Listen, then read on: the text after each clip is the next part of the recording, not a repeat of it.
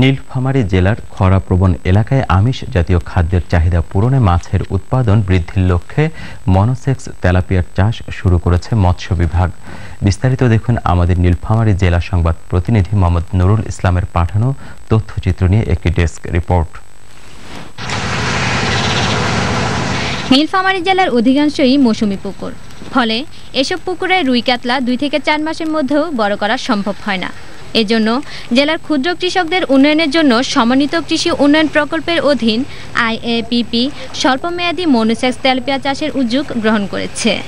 ফলে স্বল্প সময়ে মাছের উৎপাদন ভালো দেখে জেলার অনেকেই এখন এই মাছ চাষে আগ্রহী হয়ে উঠেছে। IAPP আমাকে পোনা দিছে, খাবার দিছে, কিভাবে দেবো আমাকে প্রশিক্ষণ দেওয়া হয়েছে, আমি সর্বপ্রকার সাহায্য পাইছি। ক্ষুদ্র ক্ষুদ্র কৃষককে আমরা যদি 3-4 মাসের মধ্যে একটা ফসল তুলে দিতে পারি, এই জন্য আমরা এখানে মনোসেক্স তেলাপিয়া দিচ্ছি, যেটাতে অল্প সময় পানি থাকলেও এখানকার লোকজন, এখানকার কৃষক অর্থাৎ পুকুর মালিক, তারা একটা ফুল প্রোডাকশন পাবে। 4 মাসের মধ্যে একটা প্রোডাকশন আসবে এবং তারা অর্থনৈতিকভাবে উপকৃত হবে।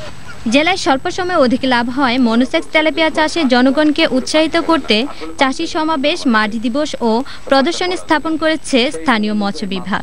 এই প্রকল্পের উদ্দেশ্য হলো উত্তরাঞ্চলে যেহেতু বেশিরভাগ পুকুরেই পানি থাকে না, এই পুকুরগুলোতে যে প্রজাতিগুলা 3 মাসের মধ্যেই চাষ করলে বড় হয় এবং বাজারে বিক্রি করলে দাম পাওয়া যায়, এই ধরনের প্রজাতি চাষ করার জন্য এই প্রকল্প থেকে আমরা চাষিদেরকে উদ্বুদ্ধ করছি, প্রশিক্ষণ দিয়েছি।